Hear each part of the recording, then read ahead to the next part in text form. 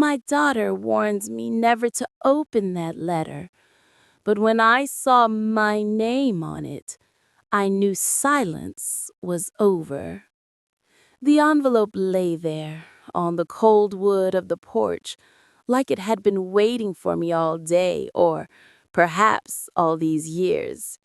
Its paper was heavier than I remembered, yet thin enough to crease under a finger. I traced the delicate curve of each letter, my name, written in the familiar loops of her hand. She had always written my name as if it were a small prayer. I lifted the envelope, cold, colder than the early evening air. My fingers lingered on the paper, reluctant to touch what shouldn't exist. I could almost feel the years stretch between us, the empty nights, the echoes of her footsteps that the house had absorbed and still remembered. The wind shifted, brushing against the edges of the porch roof. A loose shingle rattled faintly, like the house itself was whispering a warning. I debated calling someone, the police, a neighbor, anyone, but my voice sounded strange, too loud, too alien in the quiet. The envelope didn't move. The wind didn't carry it away. It waited, patient, inevitable. Perhaps it was a mistake, a late delivery, a letter that never reached its destination. Yet the ink seemed fresh, the indentations of her pen pressed into the paper, subtle but deliberate. My heart beat faster. Impossible. She had been gone for 3 years. I remembered that night, pale light spilling from the kitchen window onto the snow outside. She had stood by the back door, restless, hands shoved deep into her coat pockets, her breath fogged in the cold. She hugged me abruptly, a little too tight, and whispered words I hadn't understood. Don't open it. Whatever comes, don't. And then she was gone. I set the envelope on the kitchen table.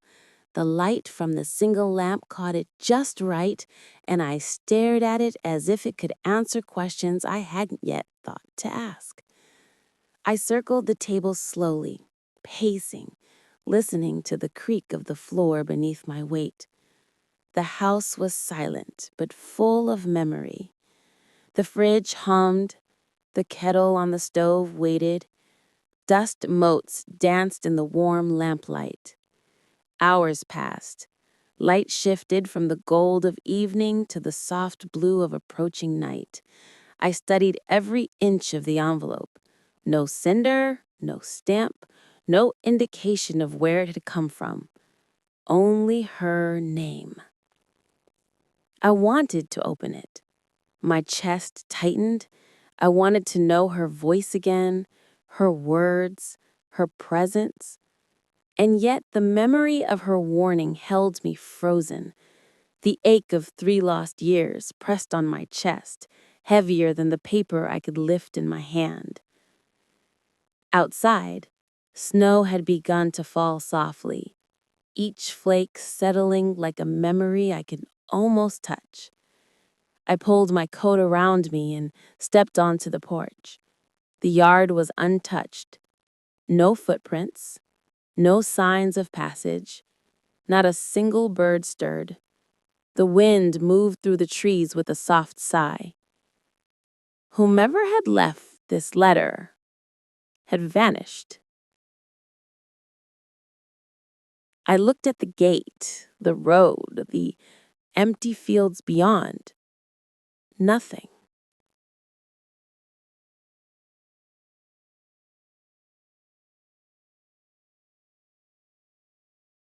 Her room called me then, upstairs. I climbed the narrow steps slowly, noticing the way the floorboards creaked as if they remembered her every step. The door to her room was closed. I pushed it open carefully. Dust lay thick on her desk, over her books, her hairbrush, and the small lamp she had always forgotten to turn off. I ran my fingers along the edge of her pillow. The indent where her head had rested was still there, faint but unyielding, a ghost of warmth. And yet, at the edge of the pillow, a subtle impression, faint, almost imperceptible, as if something had been resting there recently. I swallowed. Someone had been inside. Or perhaps it was only the echo of memory, more vivid than it had any right to be. Returning to the kitchen, I picked up the envelope again. My hand shook. I barely dared to breathe. I began to peel the seal slowly, feeling each tug as a tug at my heart. Then, a knock at the door. Soft, polite, hesitant. My pulse jumped. The envelope slipped from my fingers and fluttered to the floor. I opened the door. Nothing. Only fog, curling along the edges of the porch, damp in the chill. The scent of rain lingered in the air. I called into the darkness, but only silence answered. The knock had been a warning, a test, or perhaps a coincidence. I didn't know. Night deepened. Shadows pooled in the corners of the yard. I couldn't shake the feeling of being watched. I held the envelope tightly, as if it could shield me from something I didn't yet understand. Finally, I opened it completely. A single folded sheet of paper. Her handwriting. Her pen. The tilt of her letters unmistakable. Dad, I'm sorry. If you're reading this, it means he found me. I let the paper fall slowly from my hands. The words reverberated in the silence, each one a weight pressing on my chest. And outside, the storm began. I couldn't stop seeing her face that night. Her pale hands clutched the coat too tightly around her small frame, the kind of tightness that comes when someone is trying to hold themselves together and failing. She had stood at the back door, listening. Not to me, not to the house, but to something else, something I could not hear. I remember the way the wind had tangled her hair, how it swept across her cheeks, leaving them damp and cold. The faint smell of soap, mixed with the sharpness of winter air, clung to her as if she had carried the outside world with her inside. She had hugged me briefly, almost violently, as if trying to compress every moment of safety she had ever felt into one fragile instant. "Dad," she whispered, her voice tight, "don't open it. Whatever comes, don't." I had thought it was a game of words, a childish trick, a fleeting fear that would pass with the night. I had smiled at her, tried to reassure her, tried to push her out the door with a gentle nudge, thinking she would return in minutes. She hadn't. She never returned. 3 years of absence had made the house feel like a hollow shell. Each room carried echoes of her, the soft tap of her footsteps on the stairs, the way she would hum quietly while brushing her hair, the low laughter that once filled the kitchen in the mornings. I had learned to live in the quiet, letting the memories become part of the walls, part of the floor, part of the soft hum of the fridge and the kettle. Yet the letter had changed that. It had brought back her voice in a way that was impossible to ignore. It made the air in the kitchen heavier, the shadows longer, and my pulse faster. Her handwriting on the envelope was a ghost of her, whispering across time and distance. I felt as if she were standing there again, just beyond my reach, tugging at the edges of my mind. I sat at the kitchen table for hours, tracing the loops of her letters, remembering how she had leaned across the table as she practiced her handwriting, the tip of her tongue resting against her bottom lip, eyes narrowed in concentration. The way she had always taken care to write my name just right, like it was a small prayer sent into the world. Her warning echoed again in my head. Don't open it. But now, holding this envelope, I felt the weight of those words in a new way. It was no longer a simple plea.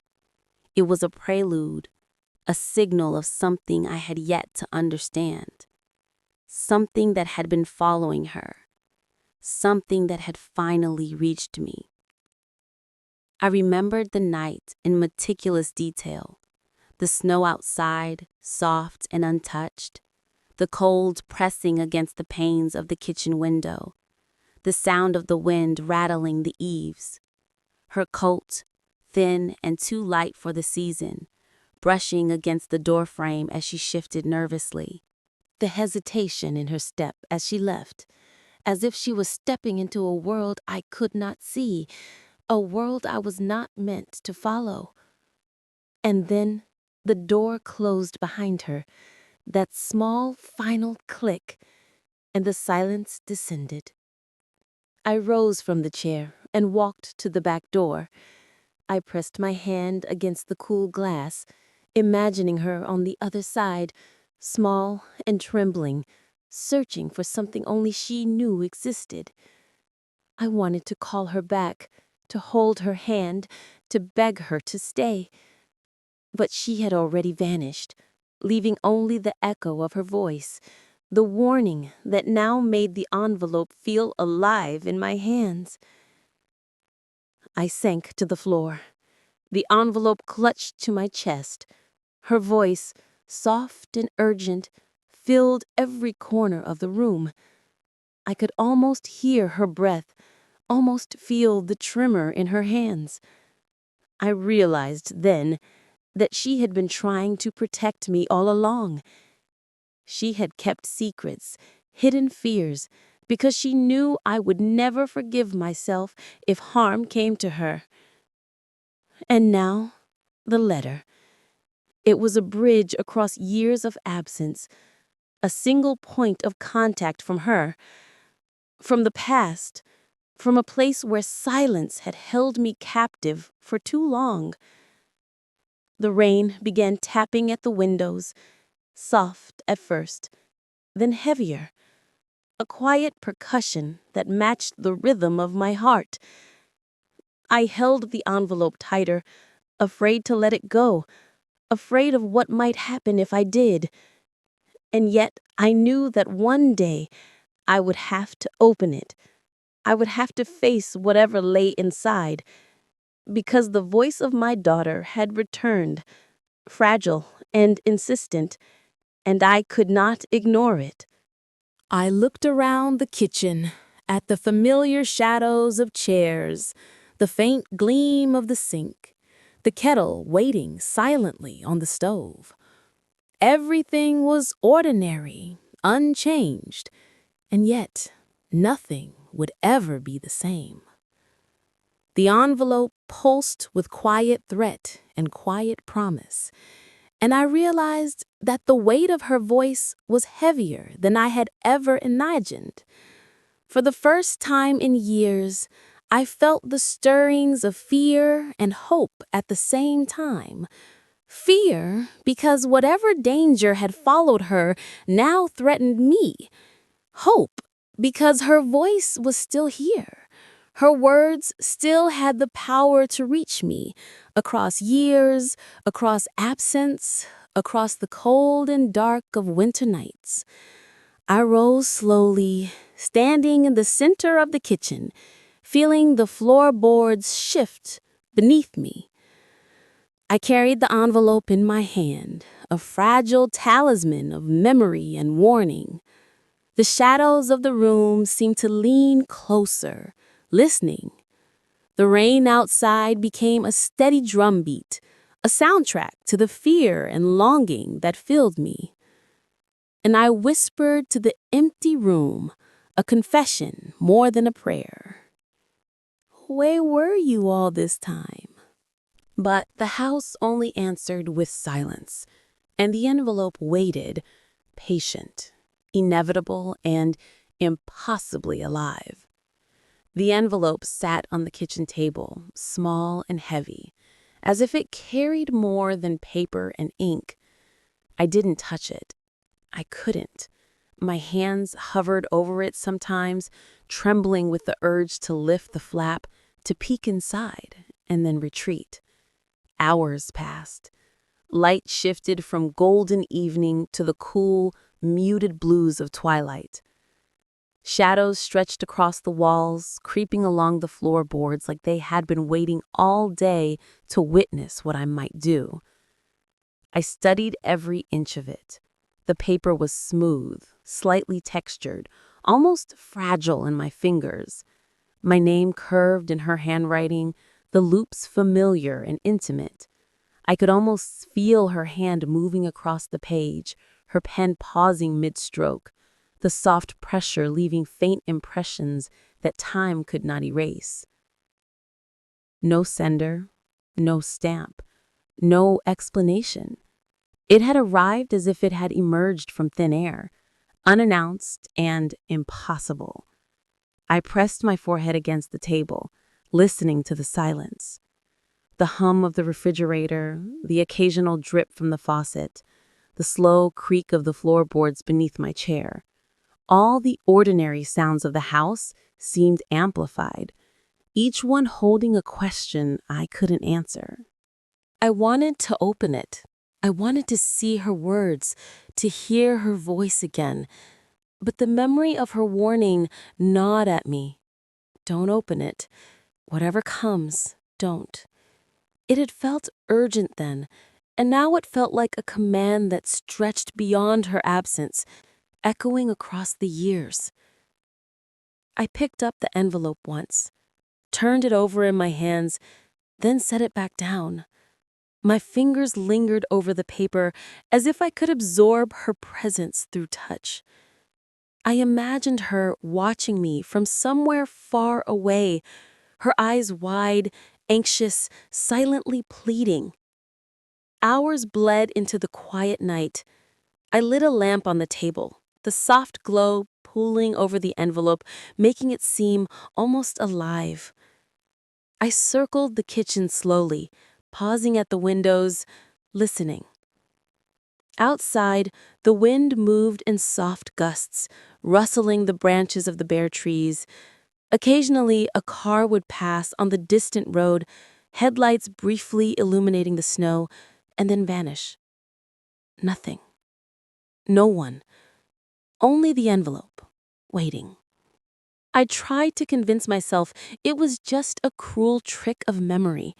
Perhaps someone had known my routine, my habits, the way I lived in the house alone. Perhaps it was a neighbor with too much time, or a prank I wasn't meant to understand. But even as I rationalized, I felt the tug of something else, a truth I wasn't ready to face. I returned to the table again, placing my hands flat on the surface. I could feel the cold of the paper through the thin fabric of my fingers. I imagined her hands writing these letters, the tilt of her pen, the softness of her pressure. Each loop and curve carried weight, intention, a fragment of a life I thought I had lost forever. I glanced around the kitchen, at the kettle, the fridge, the empty chairs. Everything was ordinary, banal, and yet the envelope made it extraordinary. Time felt suspended, my pulse drummed softly in my ears, and I realized I had been holding my breath for hours. I thought about leaving it. Maybe I could go to bed, pretend it didn't exist, allow the envelope to remain a silent witness to my solitude. But every step I took away from it made it heavier in my mind, its weight pressing against the walls, against the floor, against my chest. It demanded acknowledgement. The silence of the night pressed against the windows. The wind moaned gently, like the low echo of a memory that couldn't die. I thought of her room upstairs, untouched since she left, dust lying over her books and hairbrush, a small lamp still unturned. I sat in the chair opposite it, staring. I imagined opening it, seeing her words, hearing her voice through the ink. But I couldn't. The warning weighed too much. The longing pulled too strongly. I was caught in the tension between hope and fear, between memory and the unbearable present. Hours passed. Outside, the snow began to fall lightly, each flake resting silently on the porch. Inside, the envelope waited, patient, inevitable, impossible to ignore.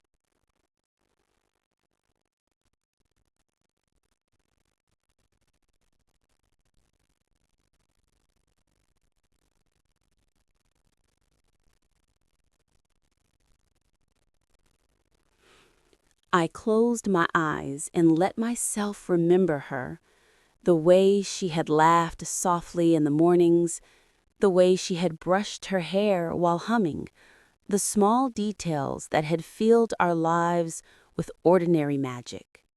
I opened my eyes. The envelope remained. The words inside were a secret I wasn't ready to read. Yet I knew that eventually I would have to. Eventually, the truth would demand me to lift the flap, to break the seal, to meet her voice again after all these years. And I realized then that the envelope was more than a letter. It was a bridge across time, across absence, across fear.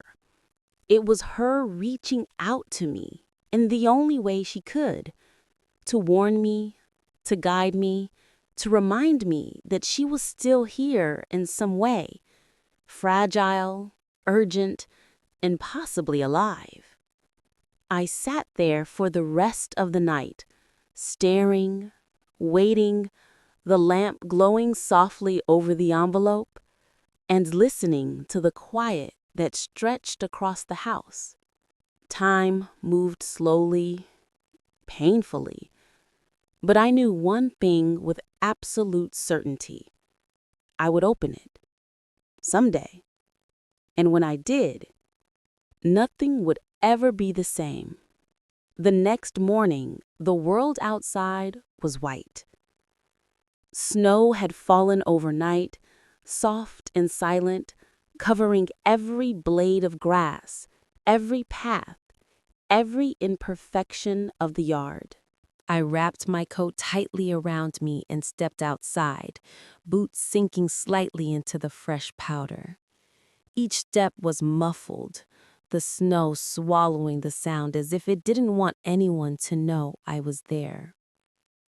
The envelope on the porch seemed impossibly heavier in my mind now, as though it had grown roots, anchoring itself to my thoughts. I scanned the yard. Not a single footprint led to my door. No marks along the path. No disturbance in the snow. Only the perfect, undisturbed white. I bent down, running my fingers through the powder, searching for something, anything, that could explain its arrival. A dropped glove, a tire mark, a faint imprint of shoes. Nothing. The snow was pristine. The world felt unreal, too still. The only sound was the soft whistle of the wind through the trees, a low and mournful tune that pressed against my ears and made my chest tighten. I walked toward the gate, lifting the latch carefully, and peered down the long road that led into town. The footprints I imagined seeing weren't there. The road was empty, barren, gray under the low winter sun. A car passed in the distance, too fast to be noticed, leaving only the brief echo of tires on asphalt. then it was gone. Returning to the porch, I ran my hands over the railing. It was icy, the cold biting through my gloves. I thought about the letter again, the curves of her handwriting, the pressure of her pen. How could it have come here, into my hands, if no one had walked this path? The house felt different outside than it did inside. Within its walls, the echoes of memory pressed on me. Upstairs, her room remained untouched, a shrine to absence. Outside, the world seemed empty but heavy with presence. I felt watched, though there was no one in sight. The stillness unnerved me. Even the birds were quiet, hidden in the bare branches above. I checked the mailbox. Nothing. I checked along the road, to the neighbor's gate, the hollowed-out tree by the corner where kids sometimes played. Nothing. It was as if the envelope had appeared out of nowhere, materialized from the fog and snow itself. I paused, noticing the way the snow settled in small ridges across the yard, each one catching the weak light of the morning sun. They reminded me of footprints, faint echoes of steps never taken. I imagined someone standing in the yard at night, waiting, watching. Perhaps the same someone who had followed her those nights she had disappeared, the stranger she had feared. The wind picked up, swirling loose snow around my feet. I turned slowly, listening, eyes scanning the perimeter of the house. But nothing moved. The trees swayed gently, casting long shadows across the yard. Each shadow seemed to stretch towards me, pressing against the snow, reaching as if it had secrets to whisper. I thought about her that night, pale and restless at the back door, hearing something only she could hear. I remembered how she had pressed her hand to mine for a brief moment before stepping into the cold. And now, holding the envelope in my mind, I wondered if the fear she had felt back then had followed her, had found me, had planted itself in this quiet white morning. I bent down and picked up a small branch, tapping the snow, listening to the faint crunch beneath it. Each sound made me start, made me imagine footsteps that weren't there. And yet I felt them, in the back of my mind, pressing at the edge of my vision, shadowy and persistent. The porch light flickered faintly, though it was morning. I glanced back at the envelope. Inside the house, on the table where it had waited overnight, it seemed to pulse with quiet insistence, a heartbeat I could feel through the floorboards. The snow had given me no answers, only questions. I stepped back inside, boots leaving shallow impressions in the powder. The warmth of the house pressed against my face, a fragile comfort after the biting cold. And yet, the thought remained. Someone knew I was here. Someone had delivered the letter and vanished. Someone had walked without leaving footprints, or perhaps I had been blind to them. I set the envelope back on the table, almost afraid to touch it again. The snow outside melted slowly in my mind, leaving the yard empty but heavy with the weight of presence. I sat by the window, staring at the frozen world, feeling the cold seep into my bones and the quiet stillness pressing against my ears. For the first time, the fear felt real. Not just the abstract ache of absence, but the knowledge that someone might still be out there, watching, waiting, orchestrating from the edges of my life. The snow had swallowed their steps, but it couldn't swallow my awareness. couldn't hide the sense that this story wasn't over. And in that quiet, frozen morning, I understood that the envelope was more than a message. It was a call, a warning, a thread leading me back to her voice, to her fear, to the secrets she had carried alone. I took a deep breath. The snow clung to my coat, melted on my fingers, and the wind whispered through the trees. Somewhere beyond the white, beyond the stillness, I felt it. Someone had been here. Someone had watched. And the story, fragile and painful, was only beginning. The stairs creaked beneath my weight, each step a reminder that the house remembered every footfall, every pause, every small tremor of my grief. I paused halfway, hand resting lightly on the railing, listening. Nothing. Only the faint hum of the wind outside and the soft, steady ticking of the clock on the hallway wall. Her room waited at the end of the hall. Door closed, untouched like a photograph frozen in time. I hesitated, hand on the knob, feeling the weight of 3 years pressing behind the door. The warning she had given me all those years ago echoed faintly in my mind. Don't open it. But this was not the envelope. Not yet. This was her room. A place that had held her presence and had not let go. I turned the knob slowly, stepping inside. Dust lay over every surface, a thin film that shimmered in the weak afternoon light filtering through the curtains. Her books rested on the shelves, slightly askew, as if she had pulled one down and then forgotten it there. Her hairbrush lay on the dresser, bristles dull, but familiar, next to the small lamp she had never remembered to turn off. I ran my fingers along the edge of her desk. A notebook lay closed, untouched. I lifted it carefully. The pages smelled faintly of old paper and winter air, a subtle mix of memory and absence. I opened it just slightly, imagining her handwriting, her thoughts, her voice pouring from the pen onto the page. But the pages were blank of recent entries.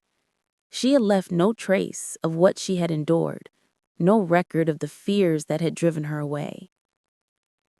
I sat on her bed.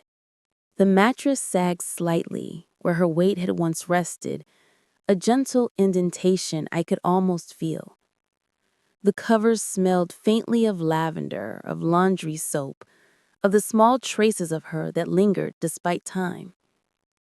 I pressed my hand against the pillow, imagining her head there, soft hair brushing against my palm. My chest ached with longing. At the edge of the pillow, a faint imprint caught my attention, too subtle to be just memory.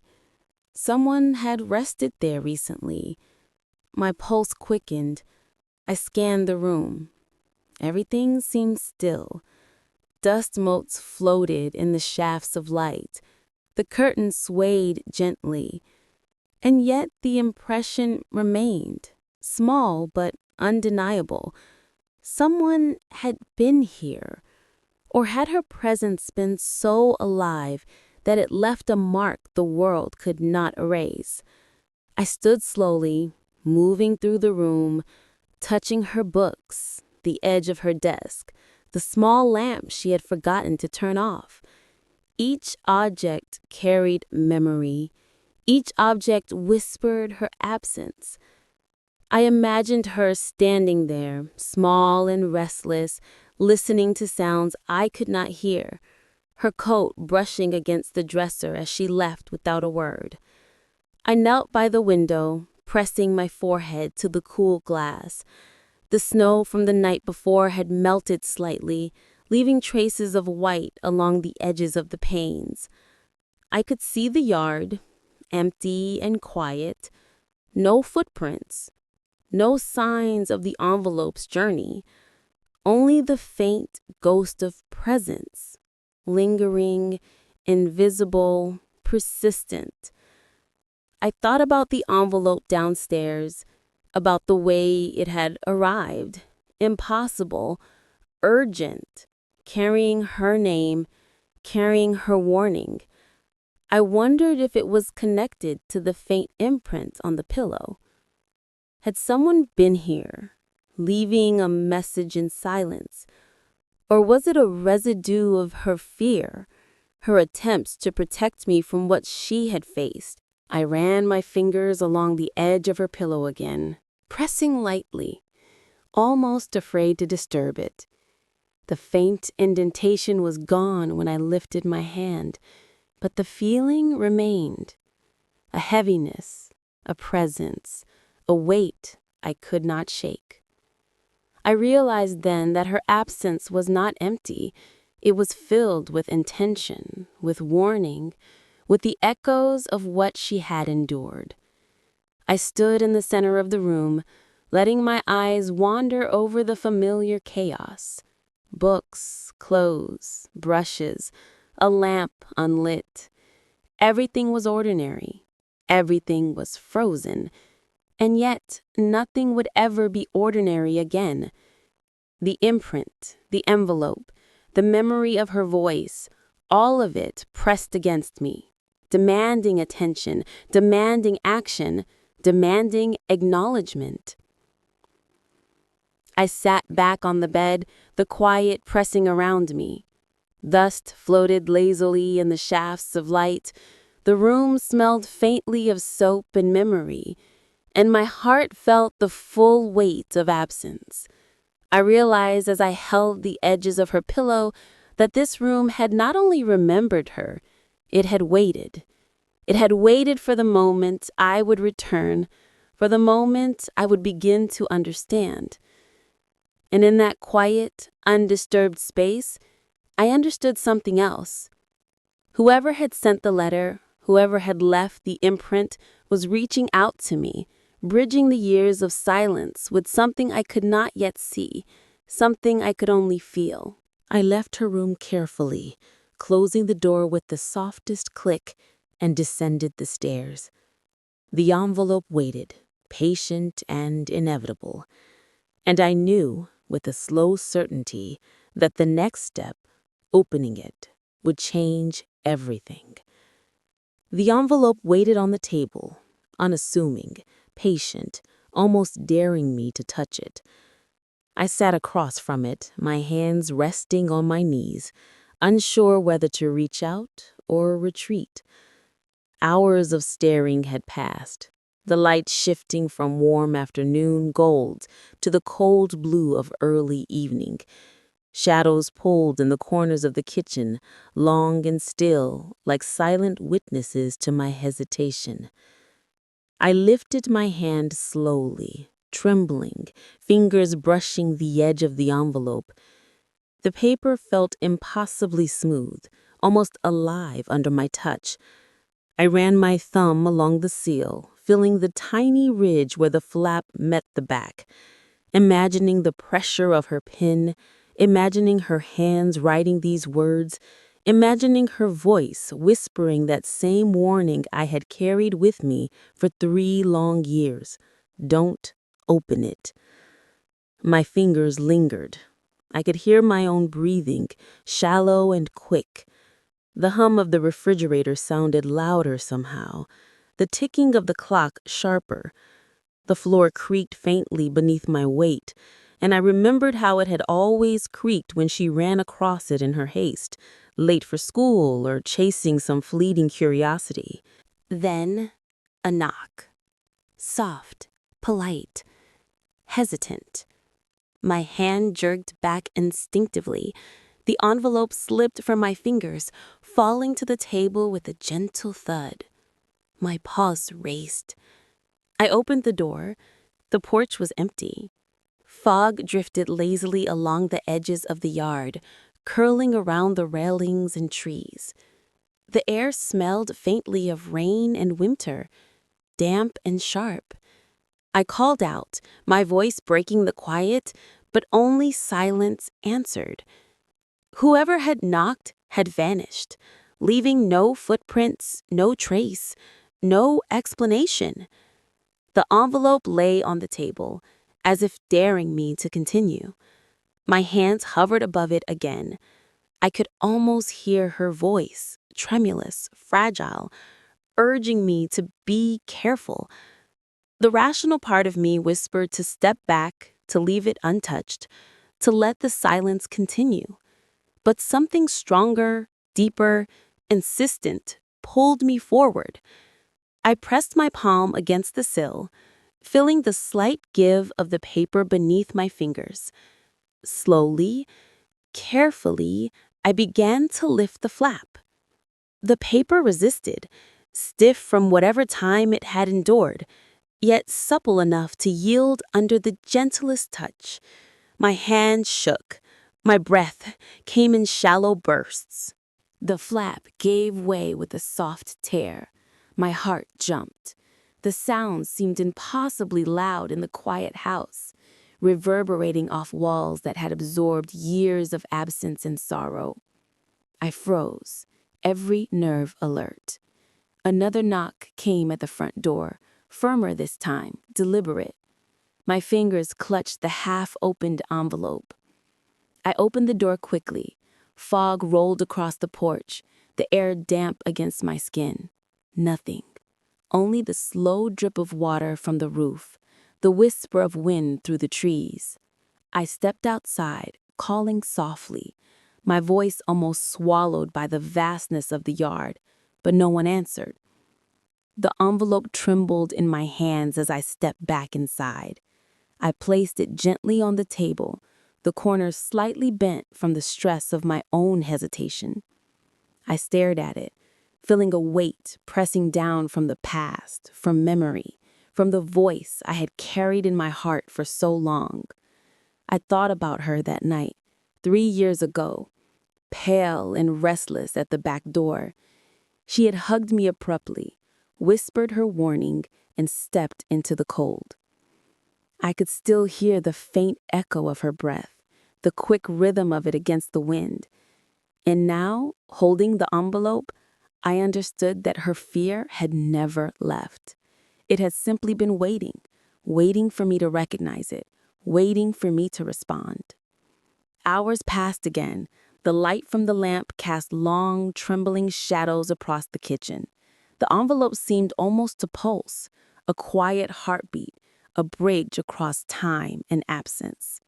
I leaned over it, fingertips brushing the top edge, imagining her hand had been there, pressing words into the paper, shaping the curves and loops that had always felt like a part of her. I took a deep breath, closed my eyes for a moment, and whispered, "I'm here." The house remained silent. The envelope remained. And yet, in that quiet, I felt it. The first real connection to her in 3 years. Fragile and trembling, like the sound of a small bird beating against a window pane. I did not open the letter fully that night. I could not.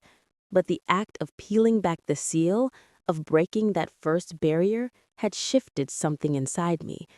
Something had moved in the shadows, in the silence, in the space where absence had once lived.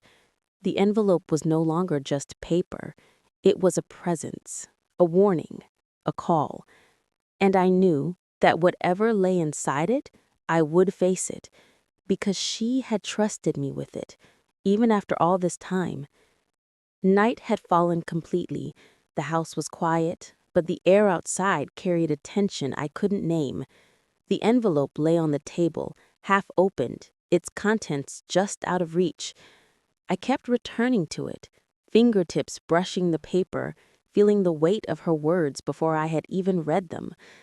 And then I saw it, a figure, barely visible at the far edge of the yard, illuminated faintly by the soft halo of the porch light.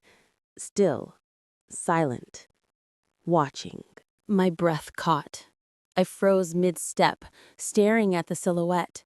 It was too dark to make out features, but the shape was unmistakably human, a presence I hadn't expected, a presence that shouldn't have been there.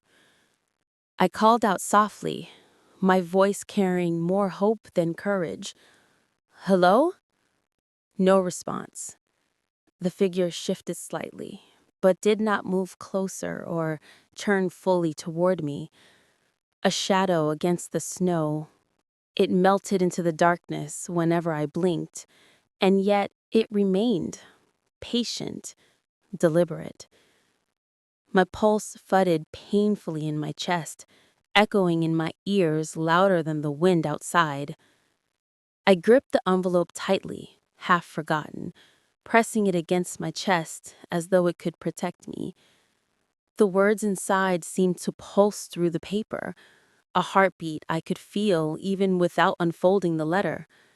She was there, somewhere in that message, and now someone else was here, watching, waiting. The yard was cold, the snow beneath the porch frozen solid. My boots made no sound as I moved closer to the window, pressing my face against the glass. The figure remained, unmoving, shadowed. I could see the faint outline of a coat, the stiff posture of someone holding themselves in deliberate stillness. Whoever it was, they had been waiting. A shiver ran through me, not from the cold, but from recognition. I had no idea who this person was, yet something about the stance, the patience, felt deliberate, calculated. Someone who knew I would be here. Someone who knew about the envelope. I stepped back from the window, hands trembling.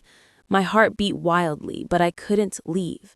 My feet drew me closer again, almost instinctively. I grabbed a flashlight from the drawer, flicked it on, and swept the beam across the yard.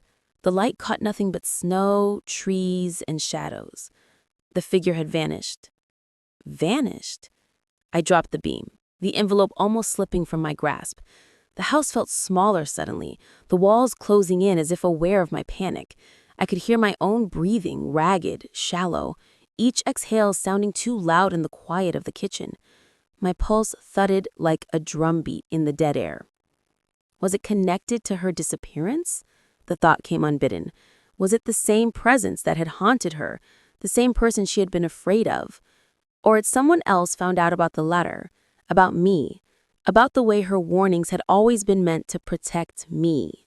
I returned to the table and picked up the envelope again, staring at the handwriting, imagining her pen moving, imagining her voice, faint and urgent, reaching through the paper. The figure outside had been there, I was certain of it, and now I had to ask myself, why? Why had they come? What did they want? I moved toward the back door cautiously, hand on the doorknob. The snow outside had hardened into a thin, crackling layer under my weight, but no footprints led away, nothing. It was as if the figure had walked across the earth without leaving a mark, stepping in and out of reality like a ghost. I called again, softly, trying not to let the fear crack my voice. "Who's there?" Only silence answered. I sank into a chair, the envelope trembling in my hands. Outside, the wind had picked up again, rustling the bare branches, swirling loose snow into small eddies that danced across the yard. Shadows shifted and pooled. The night seemed alive, watching me, pressing me toward the decision I had avoided for so long. I realized then that the envelope wasn't just a message, it was a beacon. Something, someone, had guided me here, to this moment. And whatever danger or truth waited beyond it, I could no longer pretend it didn't exist. The night stretched on, slow and deliberate. The figure never returned, and yet in the corners of my mind, I could feel it, patient, waiting, deliberate. I knew one thing with certainty. Someone had been watching, and they weren't finished. I gripped the envelope again, fingers trembling. Its weight had shifted. It wasn't just paper anymore. It was the beginning. And outside, the darkness pressed closer, full of quiet menace, waiting for the next move. I finally sat at the kitchen table, the envelope spread before me like a fragile invitation. My hands shook as I eased the paper free, careful not to tear it, careful not to spill the world contained in those lines. The light from the lamp pulled over the page, soft and warm, illuminating the curves of her handwriting as if she were there, hovering over the paper, guiding the pen herself. It was hers. I knew instantly, not just because of the loops, the soft tilt, the pressure of the pen, but because of the way it felt alive in my hands. Her words had weight, rhythm, a cadence that I could feel under my fingertips. I unfolded the sheet slowly. The paper crackled faintly, the sound echoing in the quiet kitchen. I could hear the hum of the refrigerator, the ticking of the clock, the whisper of the wind outside. I didn't read it at first. I just held it, letting the presence of her linger, letting the silence stretch. Then I read, "Dad, I'm sorry. If you're reading this, it means he found me." The words shook me. My hands trembled. My chest tightened. I read it again, slowly, each syllable sinking like a stone into my ribs. He found me. Questions collided in my mind, urgent and relentless. Who was he? Why had she been afraid to say his name? Had she been hiding from him all this time, carrying her fear like a fragile bird in her chest? Could she still be alive? The letter was brief, too brief for the weight it carried. Every word was a shard of memory, a fragment of a story I had only glimpsed before. The apology, the warning, the implication of danger. It pressed against me, heavy and deliberate. She had written it with purpose, knowing I might never read it, knowing the moment might come when I had no choice but to see the truth. I traced the lines with my fingers, imagining her hands, imagining her breath, imagining her voice trembling as she wrote it. She was so small, so young, so fragile in that moment. And yet, the words carried courage, warning, and love all at once. I pressed the paper to my chest, heart pounding. The house seemed quieter, the walls closer, shadows pulling in the corners of the room. Outside, the wind rattled the window panes softly, like a hesitant knock, like a distant echo of what I had seen in the yard that night. The figure, the presence, the threat, it all converged here in these few lines of ink. I thought about her 3 years ago, at the back door, pale and restless, warning me without explanation. I remembered the abrupt hug, the whispered words swallowed by the wind, the fear in her eyes, the urgency in her voice. I had dismissed it then, but now, holding her letter, I understood. She had known. She had been running from him, from the danger I couldn't see, and somehow she had reached across the years to warn me. I reread the words, slowly, aloud this time. Each repetition burned into me, carved deeper into my mind. If you're reading this, it means he found me. I felt a hollow ache in my chest. The letter was more than ink on paper. It was a lifeline, a warning, a confession, a call for help. The brevity of it, the absence of details made the threat sharper, more real. I imagined him, the one she feared, somewhere out there, watching, waiting, capable of reaching her even now. I pressed the letter against my forehead, the scent of paper, faintly musty with age, mingled with the lingering perfume of her presence in my memory. My fingers traced the loops of the letters, memorizing them, trying to hold on to her through the simple act of touch. I realized then that the envelope had not merely disturbed my peace, it had shattered it. It had torn through the years of quiet, forcing me to confront the reality I had avoided for too long. The silence was over, and the truth, fragile and terrifying, was finally here. Outside, the wind rose again, swirling around the house. The shadows of the trees stretched across the yard like dark fingers. And in that quiet, I understood that the figure I had seen before, the one lingering in the yard, was connected. They were out there, watching, waiting, and now I had a reason to act. I folded the letter gently, placing it back on the table, and sat back in my chair. The house felt smaller suddenly, constricted by the weight of knowledge.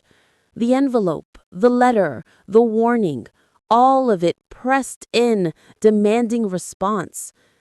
I could no longer hide behind years of absence, behind the quiets I had built to survive.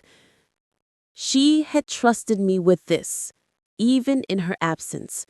And now I had to trust myself to follow it, to act, to understand. The wind rattled the windows once more. The night outside seemed to lean closer, listening, waiting.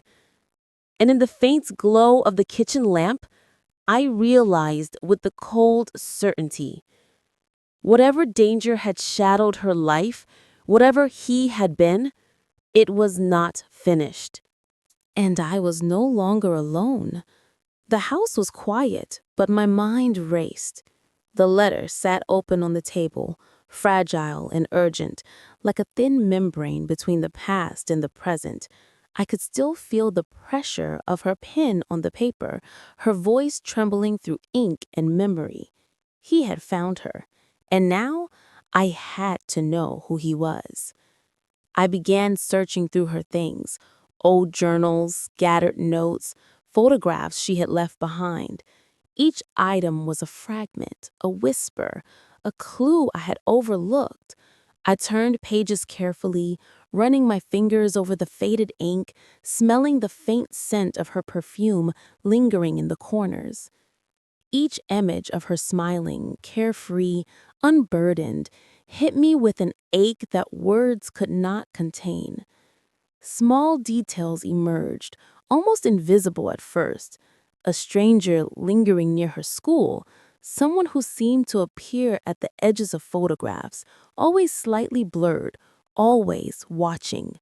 A car that drove too slowly past our home, unremarkable at the time, but now sinister in its repetition. Her anxious glances over her shoulder in old videos, small hesitations in her walk, tiny breadcrumbs of fear I had ignored, thinking it was just teenage nervousness. I traced these patterns slowly, deliberately, mapping them in my mind. The pieces started to form a shadowy outline, a presence, a man, someone deliberate, patient, dangerous. I felt a shiver run down my spine, and I pressed my palms to my face, trying to steady my shaking hands.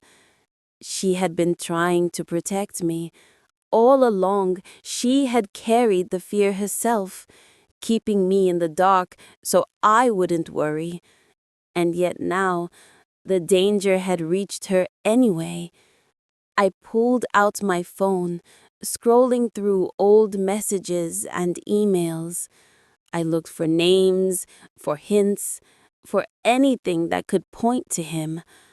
One name kept appearing, fleeting, almost hidden in mundane conversation, a presence she had mentioned only once, then erased from my memory, a name that now filled the room with weight.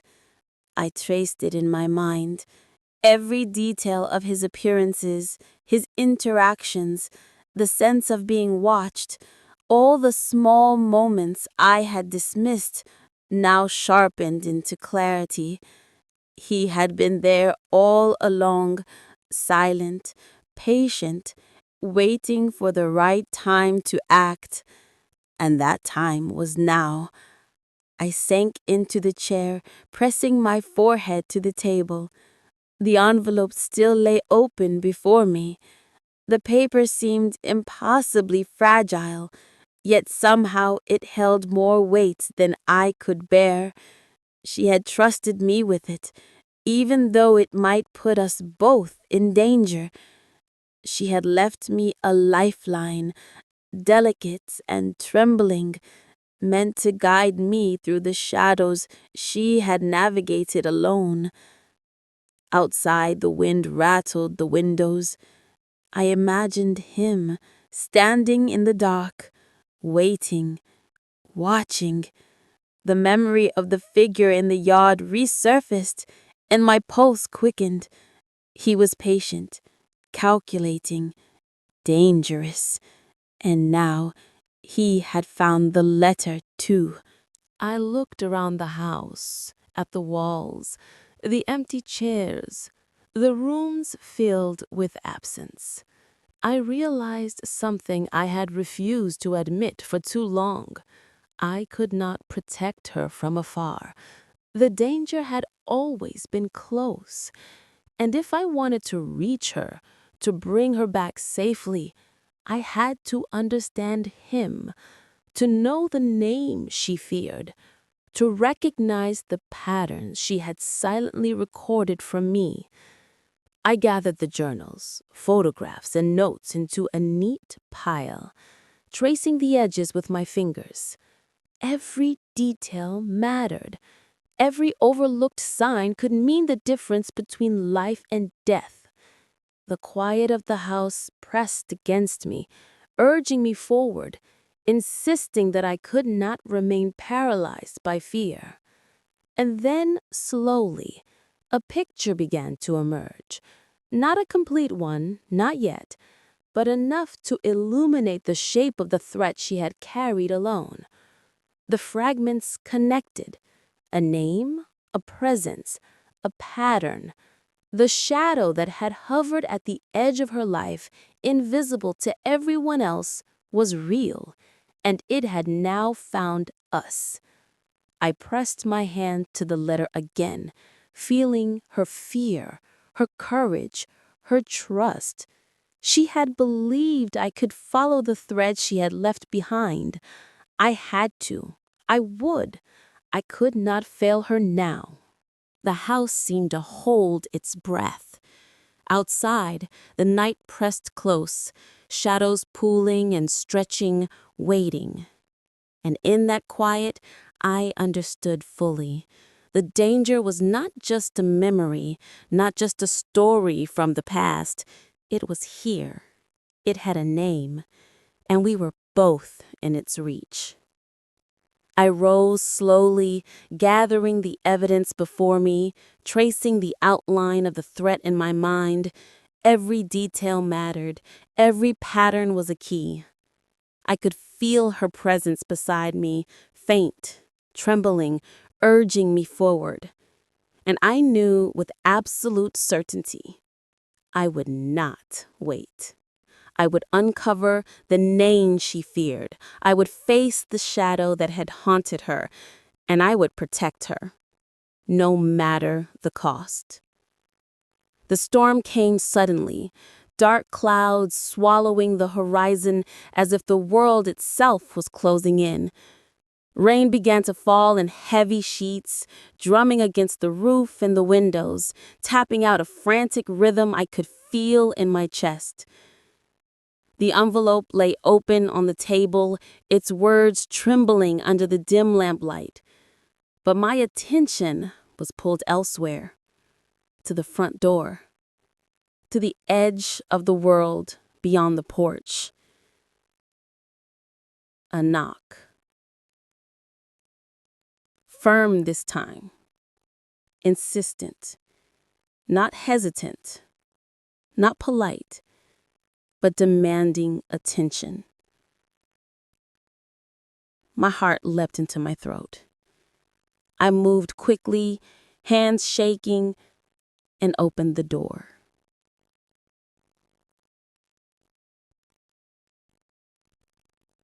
"Come inside," I whispered, voice tight. She nodded, her hands clutching mine as we stepped over the threshold. The door closed behind us with a soft click, shutting out the storm, though not the danger. I could feel it pressing against the walls, outside, just beyond our fragile safety. She sank into a chair, trembling, and I handed her a towel. Every movement was slow, deliberate, as if the act of living after fear required careful negotiation. Her eyes stayed fixed on the window, on the dark yard, on the space where shadows had lingered for so long. I didn't know where else to go," she said finally, voice breaking. "I couldn't stay hidden anymore. He's closer now. He knows." I reached for her hand, holding it gently, trying to convey everything I couldn't say.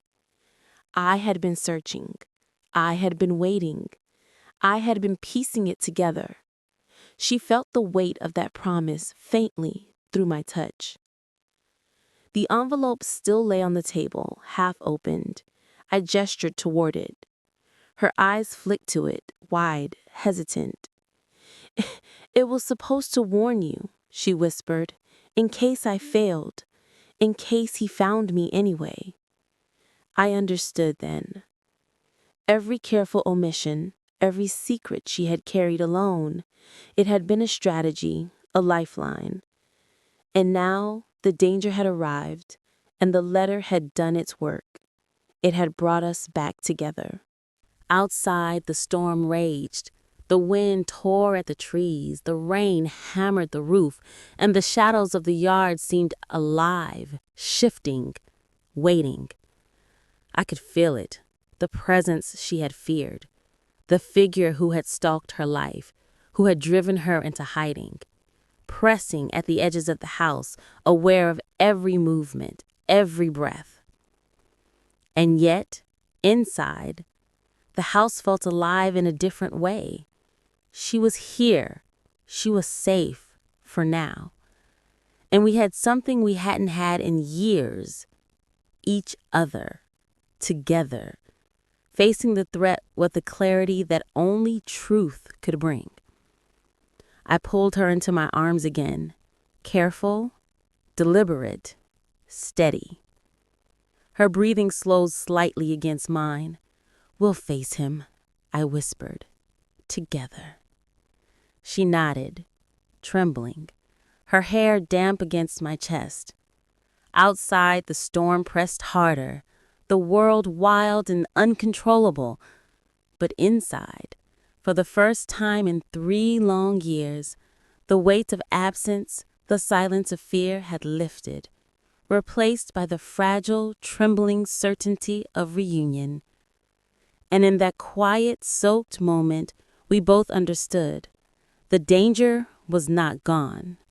It had not disappeared, but we were together now, and for the first time, we would face it side by side. The storm had not eased. Rain pounded against the roof, windows rattling as though demanding attention. Lightning flashed, illuminating the yard in jagged, fleeting bursts. The wind howled through the trees like a chorus of warning. and the shadows outside stretched and shifted with every flicker of light. She sat on the edge of the sofa, soaked hair clinging to her face, hands clasped tightly in her lap. Her eyes, wide and haunted, met mine, and for a moment the years of absence fell away. She was here. She was alive, and yet she carried the weight of every secret she had borne alone.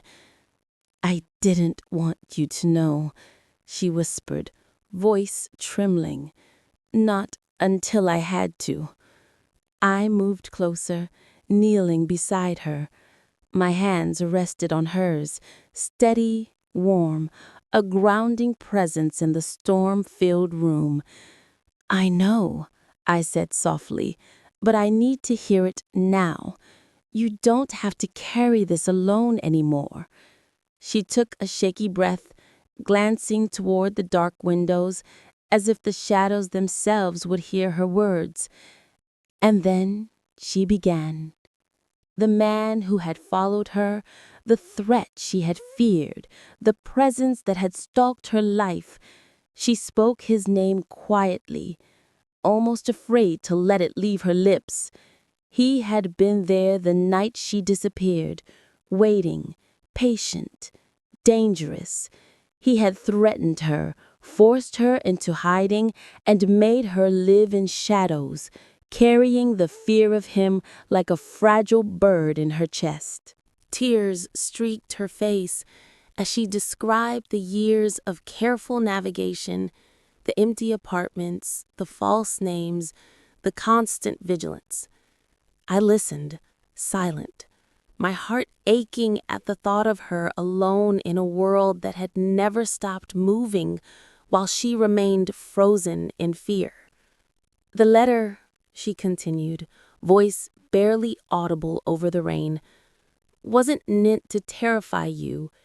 It was meant to warn you, in case he found me, in case I failed to stay hidden."